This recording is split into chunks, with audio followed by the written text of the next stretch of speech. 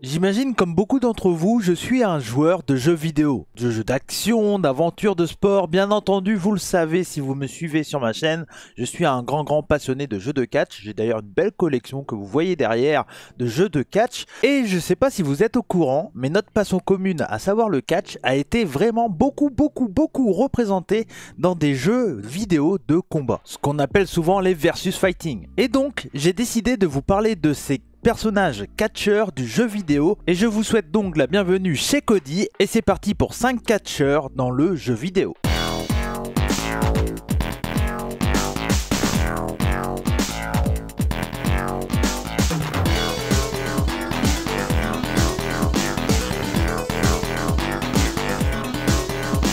Comment parler des catcheurs dans le jeu vidéo sans parler du plus connu d'entre eux, à savoir Zangief, de la série Street Fighter qui est sortie en 1991, l'une des plus grandes licences du jeu de combat. Celui qu'on connaît également sous le surnom du Red Cyclone est un catcheur russe très patriote et son seul objectif dans la vie, c'est de se battre pour la mère patrie. En plus d'être fier de sa nationalité, il est également fier de sa musculation. On le décrit comme quelqu'un de bonne humeur avec un grand sens de l'humour. Zangief utilise un style de lutte qui mélange le style américain et russe. Il utilise des prises comme la Flying Powerbomb, le Dropkick, le Spinning Pit Driver ou encore la classique Double Lariato.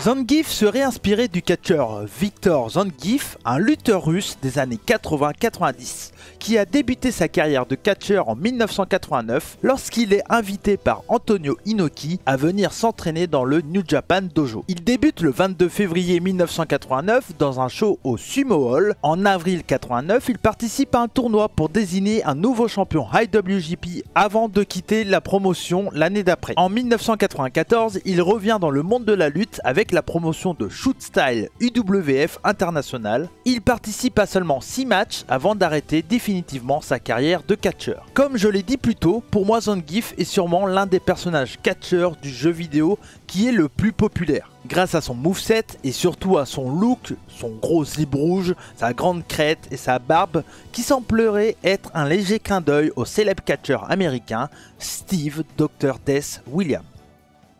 On continue avec une série de jeux de combat qui est clairement importante pour moi. Cette série, c'est tout simplement Virtua Fighter, une série de jeux de combat des plus exigeantes et difficiles à prendre en main, qui est sortie dans un premier temps sur tous les bornes d'arcade dans les années 90, puis au fur et à mesure du temps sur les consoles de salon. El Blasé, vous l'avez deviné, c'est un luchador. Et comme je l'ai dit, de la série Virtua Fighter. On le voit arriver dans le roster de Virtua Fighter 5, sorti sur PS3 et arcade. Il fait partie des personnages qui n'ont pas une grande backstory. C'est une star de la lucha libre, il est considéré comme le meilleur catcheur de la division Minour. On sait juste qu'il rejoint le 5e World Fighting Tournament, le tournoi de Virtua Fighter, dans le but de battre Wolf Hockfield, un catcheur canadien qu'on retrouve dès Virtua Fighter 1, qui était sorti à l'époque en arcade et sur Sega Saturn. Il veut tout simplement prouver à tout le monde que c'est lui, le meilleur catcheur de la planète, et non ce catcheur poids lourd canadien. Comme je l'ai dit un peu plus tôt, El Blasé est grandement inspiré de la lucha libre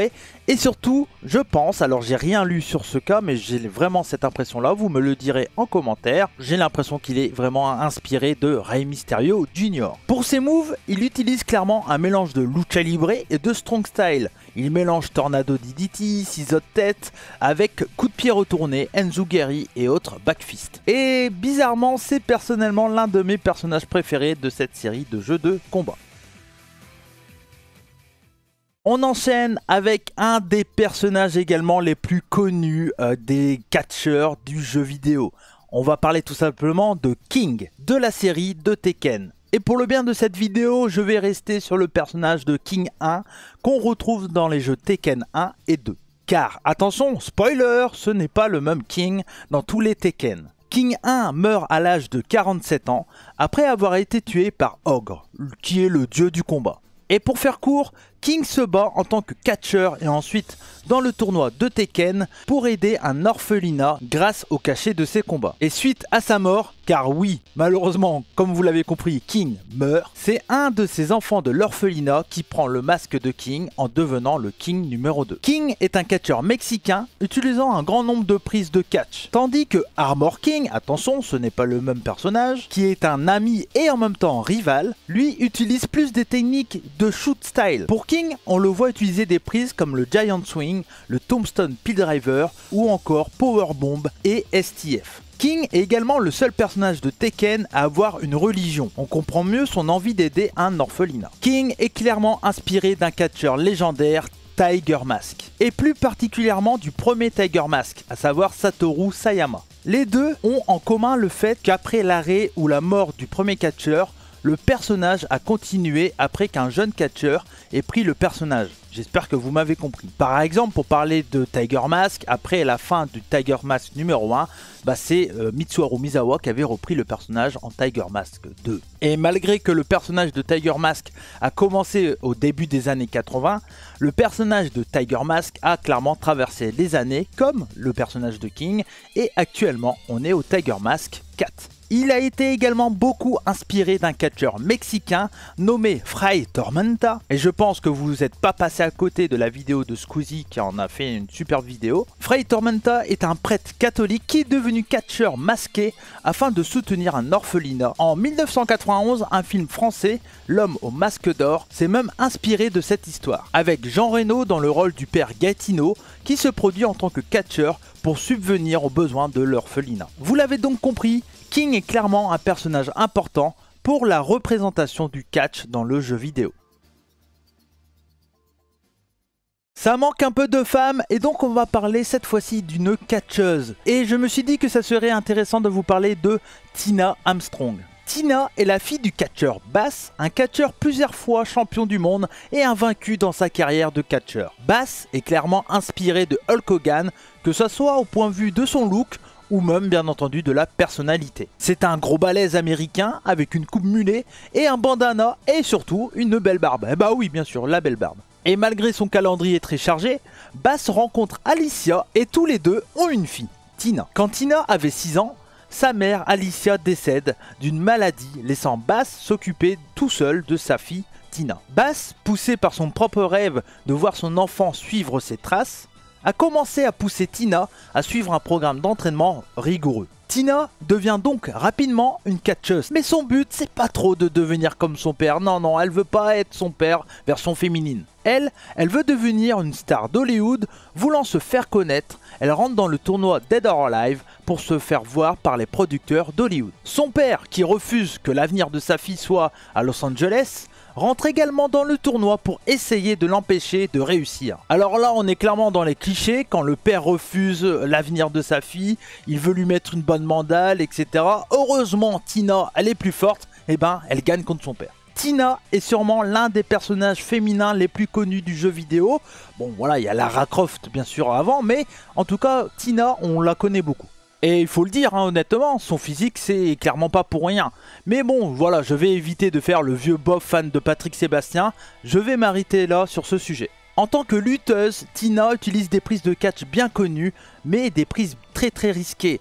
Et oui, effectivement, on y voit des Tiger Suplex, des German Suplex, des Dragon Screw ou encore des Full Nelson. Et elles sont clairement inspirées parmi les meilleures catcheuses de Joshi, donc du catch féminin actuel ou du passé.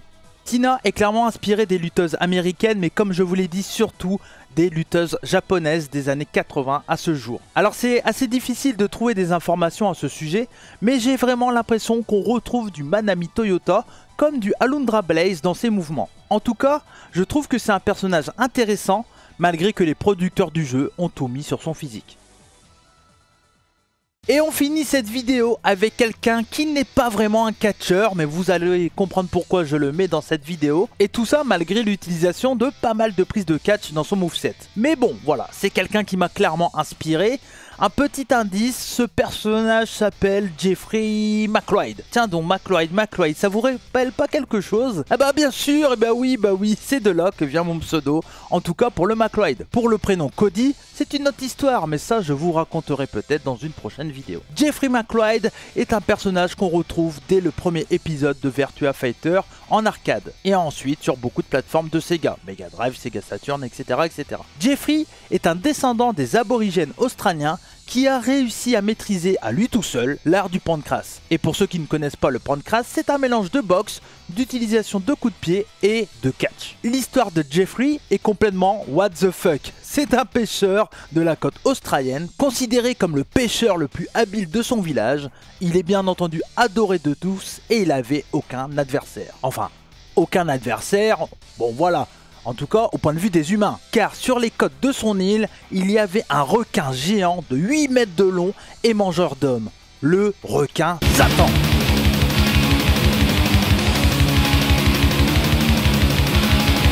Jeffrey et le requin se sont livrés à beaucoup de batailles, et lors de cette dernière, c'est le requin qui a gagné. Son bateau a malheureusement été détruit et Jeffrey est retrouvé au bord de la mort. Après s'être rétabli, il s'inscrit au tournoi de Virtua Fighter dans le seul but de gagner de l'argent destiné au vainqueur du tournoi pour se refaire un petit bateau et à nouveau aller confronter le requin Satan. Et après on s'étonne que les histoires de DDT ou d'autres histoires dans le cadre japonais est complètement what the fuck. C'est barré, mais c'est ce qu'on aime aussi, le côté, voilà, c'est japonais, tout simplement. Et comme indiqué plus tôt, il utilise plusieurs prises de catch dans son moveset. Speed Driver, Power Bomb, Crucifix Bomb, coup de genou et autres coups de poing retournés. C'est considéré comme l'un des personnages très difficiles à maîtriser dans ce jeu qui est de base un jeu difficile. Et voilà pour cette vidéo, j'espère que ça vous a plu. J'avais envie un peu de vous parler de ces personnages catcheurs du jeu vidéo. J'ai fait pas mal de recherches, ça m'a pris quand même mine de rien pas mal de temps à essayer de trouver un peu des petites histoires sur ces personnages. J'espère que ça vous a plu, si ça vous intéresse, pourquoi pas refaire une autre vidéo. Il y a quand même plusieurs catcheurs dans les jeux vidéo, donc ça serait pourquoi pas intéressant de vous en parler. J'espère que ça vous a plu, surtout si c'est le cas, n'hésitez pas à laisser un bon gros like, un bon commentaire, et j'espère vraiment que voilà, vous allez, surtout n'hésitez pas à partager, parce que voilà, c'est ce genre de format que j'ai envie de faire sur ma chaîne à partir de maintenant, en plus de mes formats habituels, entrevues mercredi, etc. Et j'espère que ce genre de vidéo va vous plaire. N'hésitez pas à me suivre sur les réseaux sociaux, Twitter, etc., à vous abonner, et vous pouvez bien sûr soutenir la chaîne en cliquant sur le bouton rejoindre. Ça permet d'aider l'association Loi 1901, le meilleur moyen. En plus de ça, vous avez toutes les vidéos en avant-première. En tout cas, merci à vous, comme on dit chez moi, banzai, et surtout n'oubliez pas, soyez curieux. Ciao!